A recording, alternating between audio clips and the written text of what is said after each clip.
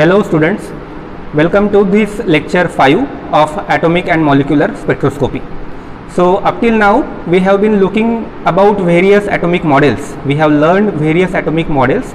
We have started with Thomson's atomic model, then after that we studied Rutherford atomic model, and we see that both the models were failed to explain various phenomena of the atoms. After that we started with Bohr atomic model, and we see that in the Bohr atomic model there are three postulates. The first postulate in the Bohr atomic model was about the circular orbit. He told that all the electrons revolve in an atom in a circular orbit around the nucleus. The second postulate, the first postulate was about circular orbits, okay, and the second postulate, in the second postulate he told us that only those orbits are possible for which the angular momentum of an electron in that particular orbit is equal to integral multiple of h upon 2 pi. So we learned that he introduced a new quantum number n, which is called as the principal quantum number, and it has got a huge significance, okay. And okay, so with these two postulates we know that the question about the stability of the atom was solved, okay. Again, according to the Rutherford, whenever the electron revolves around the circular orbit, it is accelerated motion, so it should emit the radiation, okay. So that was the discrepancy in the Rutherford model. That particular discrepancy was also removed by postulating that this particular orbit in which the angular momentum is equal to n into h upon 2 pi was a stationary orbit. In this particular orbit, electron does not radiate at all. So the discrepancy of that particular thing, so the discrepancy of the electron radiating the radiation, that has also been solved, right? And then the remaining question was that when the electron or when the atom will radiate the energy, or when the atom will radiate the electromagnetic spectrum. So that particular question was also solved in the third postulate, and according to the third postulate, the atom or the electron will radiate energy only when it jumps from higher energy level to the lower energy level. And to explain this, he write the formula EI minus EF, that is whenever the electron jumps from initial energy, that is the higher energy, to a final energy level, that is the lower energy level, the difference in these two energy levels will be emitted in the form of quantum of energy given by h into nu, okay. So this much amount of energy will be liberated in the form of electromagnetic radiation. These are the postulates. Remember that these postulates means what? We don't have to ask question, or we don't have to raise question about their authority, okay, because you see in the first postulate itself he told that electron is revolving in the circular orbit, but still it is not radiating. But why it is not radiating, that we don't have to ask the questions like that. We have to assume that these are the correct things, okay. By assuming these are the correct things, we have to formulate the later on theory, right? So these are the postulates which have profound foundations, okay, which has profound implications, right? Okay, so Bohr has given these particular postulates. Now the question is that whether these particular postulates or whether this particular Bohr atomic model can explain the spectrum of hydrogen atom, because that was our journey, right? We had already set the target. What was the target? That we wanted to understand the nature, and we knew that in order to understand the nature we wanted to study the materials, and later on we realized that materials are made up with the help of lot of atoms, right? So in order to understand the materials we have to understand atoms, and one of the way to understand atom is to understand the spectrum of the atom, okay. And to understand the spectrum of the atom we require the atomic models, and therefore many scientists were trying to propose newer and newer atomic models, okay. So whether this particular Bohr atomic model can really explain the hydrogen spectrum, that we have to now see. So what is hydrogen spectrum? So we recall that the hydrogen spectrum consists of 4 lines. The first line is H alpha line, the second line is H beta line, third line is H gamma line, and there is H delta line. These are the 4 lines. We have seen the wavelengths of all these 4 lines, right? The wavelength of H alpha line is 6563 angstrom, 6563 angstrom, and the wavelengths of other lines can also be seen. Now in order to explain this particular spectrum with the help of this Bohr atomic model, we should also remember that this is the Balmer series. This spectrum is a part of Balmer series. in order to get the Balmer series, we can recall that in that particular formula there were Ni and Nf. So Nf would be equal to 2 in order to get the wavelengths in the Balmer series. This Nf will be equal to 2 and Ni will be equal to 3, 4, 5, 6, etc., etc. Right? So just I will draw the structure of the hydrogen atom once again for easy understanding. This is the nucleus, this is first orbit. So for this n equal to 1, and then there will be second orbit. So for this second orbit n will be equal to 2, and then there will be third orbit. For the third orbit n is equal to 3, and there will be fourth orbit, and for this fourth orbit n will be equal to 4. Okay, so if you want to get the first line in the Balmer series, the first line in the Balmer series will appear when electron jumps from third orbit to the second orbit. Okay, when the electron makes it jumps from third orbit to the second orbit, then only we will get the first line in the hydrogen spectrum. When the electron jumps from fourth orbit to the second orbit, then we will get second line in the hydrogen spectrum. So this particular transition corresponds to H alpha line, this particular transition corresponds to H beta line, H gamma line, H delta line, and so on.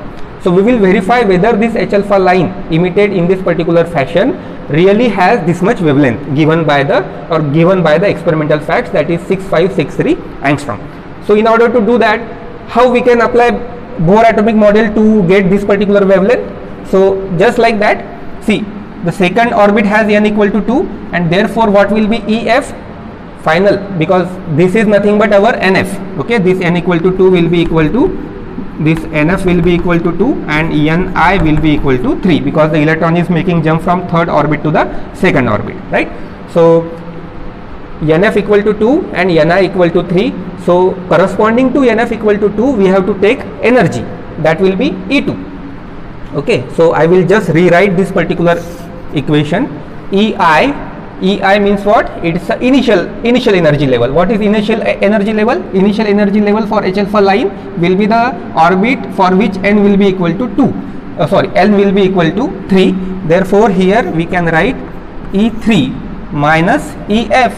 From E3 the electron is making jump to the energy level E2. Therefore E3 minus E2, and that will be equal to H nu, and nu we can write it as a Hc by lambda, right? So we want to find the value for lambda. So lambda will be equal to, now we know that what are the values of E3 and E2. First orbit's energy is minus 13.6 electron volt, this is minus 3.4 electron volt, and this is minus 1.5 electron volt, right? So these are the energy levels, these are the values of energy of different energy levels. We want E3, E3 is minus 1.5 and minus of E2, E2 is minus 3.4 is equal to Hc divided by lambda, Hc divided by lambda. Now minus minus gets plus, 3.4 minus 1.5, so it will be 1.9 electron volt. Remember, its unit is electron volt, and it is equal to Hc divided by lambda, and therefore lambda is equal to H. So I will just write the value of H. It is Planck constant 6.63 into 10 raised to minus 34 joule into second, into C 3 into 10 raised to 8 meter per second, divided by this thing. Since lambda is taken onto the left hand side, this 1.9 electron volt will be in the denominator on the right hand side. So 1.9, it is in electron volt. See, all the values are in SI system, so we have to again convert this value into the SI system or in terms of joules. So 1.9 electron volt is equal to how many joules? So it is equal to 1.9 into 1.6 into 10 raised to power minus 19 joules, right? So joules gets cancelled, this second will get cancelled. So finally, if you perform the calculations, you can realize that this particular, after solving this particular bracket, we will get the value which is nearly equal to 6563 angstrom. Okay, 6563 angstrom. So see, This is the huge success of the Bohr's atomic model. It can accurately predict the first line in the hydrogen spectrum. Similarly, if you apply for, means if you want to get the wavelength of H beta line, you just have to write E4 minus E2, okay, and value of E4 we already know, value of E2 is already known to us, right? So if you put these values, you will get the wavelength which actually matches with this particular wavelength. So from this we can calculate the wavelength of H alpha, H beta, H gamma, H delta, and all these wavelengths nearly matches with the experimentally determined wavelengths, right? So this is very, very huge success of the Bohr atomic model. So now we can say that the Bohr atomic model is able to explain all the atomic spectrum of the materials, okay? Atomic model seems to be a solution of the nature, but actually that is not true, okay? Why that is not true? Even if it has got so many successes, there are some shortcomings of the Bohr atomic model, okay? So we shall discuss this shortcoming in the next lecture. मागच्या काही lectures पासनं आपण atomic models discuss करतो आहे. सुरुवातीला आपण Thomson's atomic model बघितलं, नंतर मग आपण रुदरफोर्ड ॲटॉमिक मॉडेलबद्दल थोडंसं डिस्कशन केलं, आणि मागच्या लेक्चरमध्ये आपण बोहर ॲटॉमिक मॉडेल्स बघितलं. ठीक आहे, त्याचे 3 पोस्टुलेट्स आहे. पहिलं पोस्टुलेट काय सांगतं आपल्याला, की जे काही इलेक्ट्रॉन आहे ॲटममध्ये ते सर्वच्या सर्व इलेक्ट्रॉन एका सर्क्युलर ऑर्बिटमध्ये रिव्हॉल्व होतात. मग जर सर्क्युलर ऑर्बिटमध्ये रिव्हॉल्व होत असतील तर मग रुदरफोर्डने पण तेच सांगितलं होतं की सर्क्युलर ऑर्बिटमध्ये रिव्हॉल्व होतात. पण रुदरफोर्डच्या म्हणण्यानुसार जर चार्ज पार्टिकल हा सर्क्युलर ऑर्बिटमध्ये रिव्हॉल्व होत आहे तर मग ते जे मोशन आहे ते ॲक्सेलरेटेड मोशन आहे, आणि ॲक्सेलरेटेड मोशन जर असेल तर मग रेडिएशन इमिट व्हायला पाहिजे. मग बोहरने काय वेगळं सांगितलं, तर बोहरने ॲक्च्युली हे जे रेडिएशन इमिट होणं आहे हे कसं काय बॅन करता येईल, कारण की चार्ज पार्टिकल हा रेडिएशन तर इमिट करत नाही. चार्ज पार्टिकल हा जेव्हा इलेक्ट्रॉन म्हणजे न्यूक्लियसच्या सभोवती फिरतो ॲक्च्युली तेव्हा तो रेडिएशन इमिट करू शकत नाही, कारण की जर त्याने केली असती तर मग त्याची रेडियस कमी कमी होत गेली असती, आणि कमी कमी होता होता त्याची रेडियस 0 होऊन तो न्यूक्लियसमध्ये कोलॅप्स झाला असता. पण तसं तर होत नाही आहे नेचरमध्ये. ॲटम हा स्टेबल आहे, याचा अर्थ जेव्हा केव्हा इलेक्ट्रॉन हा सर्क्युलर ऑर्बिटमध्ये रिव्हॉल्व होतो याचा अर्थ काय, तेव्हा कोणतीही रेडिएशन इमिट होत नसली पाहिजे. तर ही गोष्ट प्रूव्ह करण्यासाठी किंवा ही गोष्ट अझ्युम करण्यासाठी त्याने मग दुसरं पोस्टुलेट दिलं, आणि त्या दुसऱ्या पोस्टुलेटमध्ये त्याने काय सांगितलं की जेव्हा केव्हा इलेक्ट्रॉन रिव्हॉल्व होईल एखाद्या सर्क्युलर ऑर्बिटमध्ये तर कोणत्याही सर्क्युलर ऑर्बिटमध्ये इलेक्ट्रॉन रिव्हॉल्व होणार नाही, फक्त अशा सर्क्युलर ऑर्बिटमध्ये इलेक्ट्रॉन रिव्हॉल्व होईल जिथे की कोणतीही रेडिएशन इमिट होणार नाही. ठीक आहे, म्हणजे जिथे कोणतंही ॲक्सेलरेशन राहणार नाही, त्याच्यामुळे कोणतंही रेडिएशन इमिट होण्याचा प्रश्नच येत नाही. आणि मग अशा कंडिशनसाठी काय कंडिशन आहे, म्हणजे हे जर खरं व्हायचं असेल तर मग त्याच्यासाठी काय पाहिजे, तर जे अँग्युलर मोमेंटम आहे इलेक्ट्रॉनचं ते अँग्युलर मोमेंटम नेहमी किती असलं पाहिजे, इंटिग्रल मल्टिपल ऑफ h/2π. तर इंटिग्रल मल्टिपल इंटिग्रेट करण्यासाठी म्हणजे 1च्या पटीने असेल, 2च्या पटीने असेल, 3च्या पटीने असेल, 1.5 राहणं पॉसिबल नाही, 2.5 राहणं पॉसिबल नाही, 2.6 राहणं पॉसिबल नाही. जर 1 राहत असेल तर दुसरा मल्टिपल किती राहील, 2च राहील. 2 राहत असेल तर तिसरा मल्टिपल काय राहील, 3च राहील. तर अशा पद्धतीने त्याने एक नवीन क्वांटम नंबर इंट्रोड्यूस केला, आणि ह्या क्वांटम नंबरच्या सहाय्याने मग आपण पहिली ऑर्बिट, दुसरी ऑर्बिट, तिसरी ऑर्बिट हे सगळं काही कन्स्ट्रक्ट करू शकलो. ठीक आहे, तर हे झालं सेकंड पोस्टुलेट. मग परत प्रश्न हा येईल की ठीक आहे, ॲटम हा स्टेबल झाला, ॲटॉमिक ऑर्बिट्स ज्या आहेत त्यासुद्धा स्टेबल झाल्या, ओके, पण मग ॲटम रेडिएट केव्हा करेल, जर ॲक्सेलरेटिंग चार्ज पार्टिकल रेडिएशन इमिट करत नाही तर मग हा ॲटम रेडिएशन इमिट कसा करेल, कारण की आपल्याला दिसत आहे की प्रत्येक ॲटम केव्हा ना केव्हा रेडिएशन इमिट करतोच.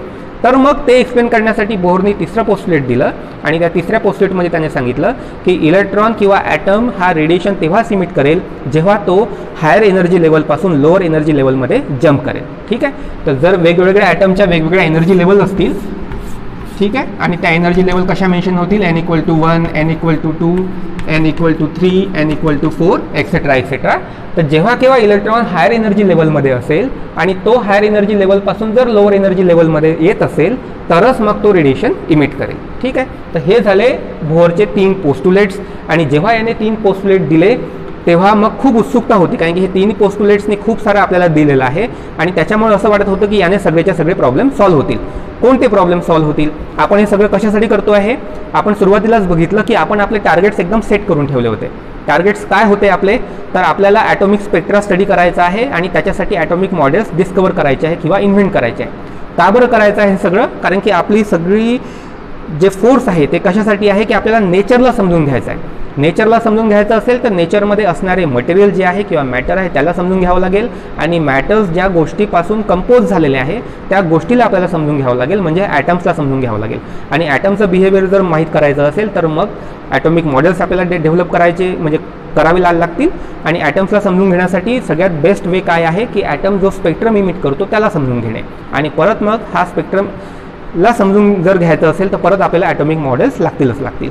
तर हे सगळं स्पेक्ट्रम इमिट म्हणजे स्पेक्ट्रमला समजून घेण्यासाठी किंवा हायड्रोजन ॲटमचा स्पेक्ट्रमचं उलगडा झाला पाहिजे याच्यासाठीच हे सगळ्याच्या सगळं सुरू आहे. आणि असं दिसतं आहे की बोहरची जी थेरी आहे ते ह्या गोष्टीला उत्तर देऊ शकेल. मग सगळ्यात पहिलं उत्तर काय राहील आपल्याला, तर आपल्याला पाहावं लागेल की जो हायड्रोजन ॲटम आहे, कारण की हायड्रोजन ॲटमचा स्पेक्ट्रम एक्सप्लेन करण्यासाठीच हे सगळं काही सुरू आहे. तर हायड्रोजन ॲटमचा स्पेक्ट्रम काय आहे, मग आपल्याला माहिती आहे की हायड्रोजन ॲटमच्या स्पेक्ट्रममध्ये 4 लाईन्स आहे. एक आहे एच अल्फा, दुसरी आहे एच बीटा, एच गामा आणि एच डेल्टा. पहिल्या लाईनची वेवलेंथ किती आहे 6563 अँगस्ट्रॉम. दुसऱ्या लाईनची पण वेवलेंथ आपल्याला सगळं माहितीच आहे, आपण ते ऑलरेडी नोट केलेलं आहे.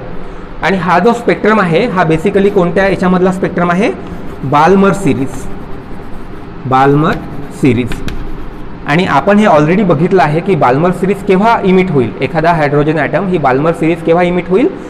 ही सिरीज आपण का बरं स्टडी करतो आहे, कारण की ही सिरीज व्हिजिबल रिजनमध्ये आहे.